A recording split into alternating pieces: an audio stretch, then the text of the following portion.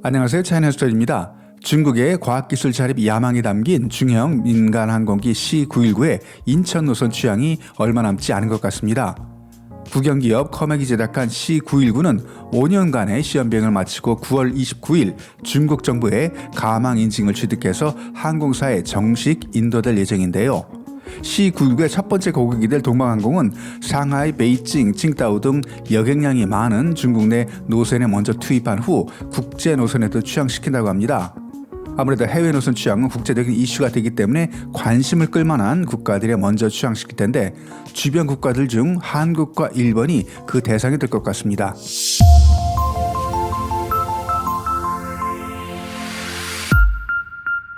중국은 민간 항공기 시장에서 보잉, 에어버스와 경쟁하기 위해서 지난 16년간 수백억 달러를 투자해 왔습니다. C919는 보잉 737 맥스급의 중형 여객기로 중국이 자체 개발한 비행기입니다. 제작사 커맥이 밝힌 C919의 최대 특징이라고 하면 알루미늄 리튬 합금을 사용했고 기계 가공이 아닌 3D 프린팅 기술로 성형된 티타늄 합금을 부품으로 사용했고 최첨단 항저 시스템을 도입, GPS보다 성능이 우수하다고 주장하는 베이두 위성 항법 시스템을 채용했다는 점이고요. 현재 28개의 항공사로부터 5천억 위안 815대 규모의 선주문을 받아놓은 상태라고 하는데요. 하지만 대부분이 중국 동방항공, 선전항공 등 국내 항공사들과 정부기관, 국영기업들 그리고 1대1로 프로젝트로 중국의 경제적 지원을 받고 있는 아프리카, 동남아 국가들에서 나온 주문들입니다. 국가적인 프로젝트로 16년 만에 취항할 예정이지만 현재 알려진 성능으로는 보잉 737이나 에어버스 320과 경쟁하는 건 어려운데요. 중국 정부도 이런 결과 당연히 예측했을 거라 보고요. 아마 당분간 국내 수요만으로 경쟁력을 갖출 때까지 끌고 가야 한다고 기획했을 거고 이런 내수장을 가지고 있다는 건 확실히 그들만의 장점입니다. 현재 커맥은 C919의 국제 운항 허가를 받기 위해서 유럽 항공안전국에 운항 적합 신청서를 제출한 상태지만 미 연방 항공국에 운항 허가를 신청했다는 뉴스는 아직 없는데요. 유럽 항공안전국의 운항 허가로 먼저 비행 가능한 국제 노선에 취항하고 FAA 허가가 반드시 필요한 미지 노선은 천천히 대응할 것으로 보입니다. C919의 항속거리는 경쟁 항공기들보다 3분의 1 정도 짧은 3,452마일로 알려졌습니다. 이 정도 성능으로 에어버스 320이나 보잉 737 맥스와 경쟁은 어려운데요. 결국 낮은 연료 효율과 짧은 항속거리의 문제를 해결하지 못한다면 국제 무대에서 보잉과 에어버스를 운영하는 해외 항공사들을 고객으로 유치하는 건 어려워 보입니다. 그리고 이건 중국이 수출하는 무기들에서도 나오는 문제점입니다만 판매 가격은 저렴한데 유지 보수가 어렵고 비용이 높다는 점. 대당 가격은 대략 9천만 달러 정도로 보잉이나 에어버스의 경쟁 기종에 비해 20% 저렴해 보이지만 이 신규 항공기를 도입할 경우 조종사와 정비사들의 훈련 비용과 시간, 유지 보수 관련 설비를 준비하는데 항공사들은 상당한 자금을 지출하게 되는데요. 결국 에어버스 320이나 보잉 737에 비해 운영 비용이 절감되거나 성능상의 이점이 없다면 해외 항공사들이 C919를 구매해야 할 필요가 없다는 뜻입니다. 중국은 C919를 순수 국내 기술로 설계 제작한 여객기라고 홍보해 왔습니다. 하지만 표를 보시면요. 동체와 날개는 중국산이지만 항공기를 구성하는 중요 부품들, 엔진, 랜딩 기어, 타이어, 연료 시스템, 전자장치, 레이더 등은 미국, 프랑스, 독일 부품들로 구성되어 있습니다. 80여 개 주요 부품 공급업체 중 순수 중국 기업은 7개, 그리고 중해 합자 기업도 7개. 결국은 얼마나 많은 외국 기업들이 참여하고 있는지 알 수 있는데요. 물론 미국의 보잉도 모든 부품을 자국산으로 채우고 있는 건 아니지만 핵심 부품들은 모두 국산화한 상태죠. 중국 항공산업의 가장 큰 골칫거리는 엔진입니다. 군용기라면 국가 안보와 직결된 문제라 가성비가 나빠도 출력이 떨어져도 내구성에 문제가 있더라도 어느 정도 감안하고 넘어갈 수 있는 부분이지만 민용 항공기 엔진은 다릅니다.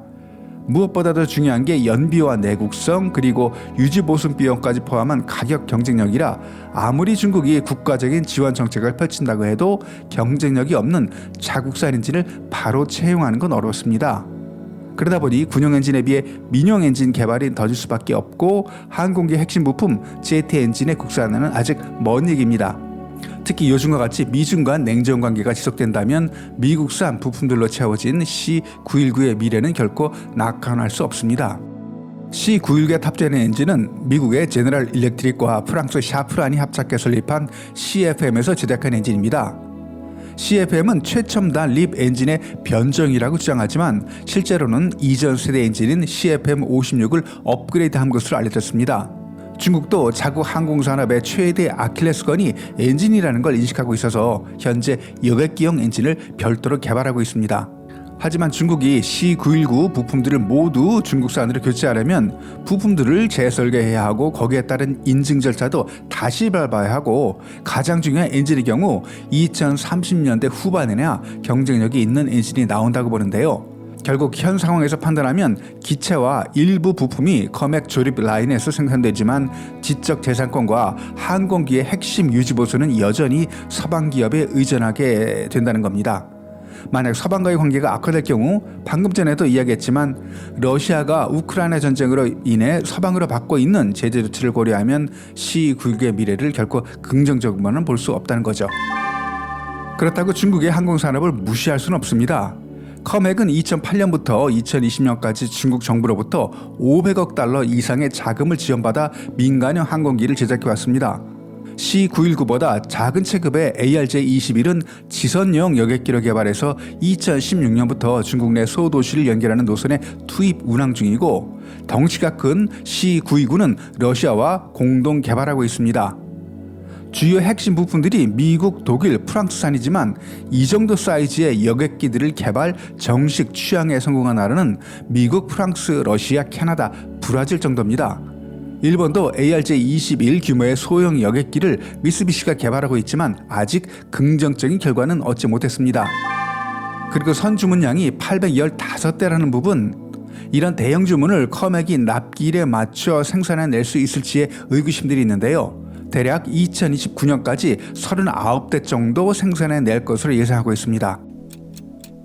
보잉이나 에어버스에 비해서 C919가 가진 가장 강력한 경쟁력은 중국 정부의 적극적인 지원입니다. 원래 개발 계획보다 6년이나 늦어지면서 사실 국제항공기 시장에서는 경쟁력에 뒤처진 비행기가 되어버렸지만 C919의 개발은 국가 정책 사업이라 항공기 하자만 없다면 정부의 적극적인 지원으로 매출에 큰 어려움이 없을 겁니다.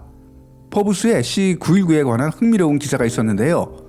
시진핑은 기본적으로 C919의 성공을 자신의 업적으로 연관짓기 때문에 정식 취항만 된다면 가격이나 시기는 문제가 되지 않겠지만 반대로 만약 중국 정부가 항공사들의 자국산 비행기 구매를 강요한다면 이런 이유로 외국의 항공사와 제조업체들이 피해를 입게 된다면 미국 정부는 부품 공급을 완전히 중단시킬 수도 있다고 봤습니다.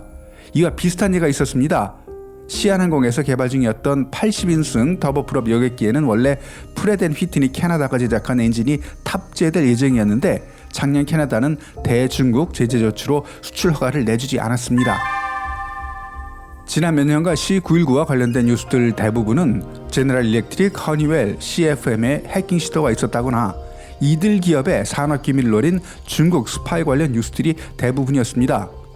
2018년 미 법무부가 발표한 4건의 중국이 관련된 산업 스파이 사건은 모두 CFM 립 엔진 관련 범죄였고요. 그리고 2020년 2월에는 미국 정부가 리버스 엔지니어링 그리고 보잉과의 경쟁 등을 이유로 커맥의 립 1C 엔진의 대중국 수출 금지를 고려하고 있었다는 뉴스도 있었지만 제너럴 일렉트릭의 로비가 통했는지 결국 수출 허가가 나왔었죠.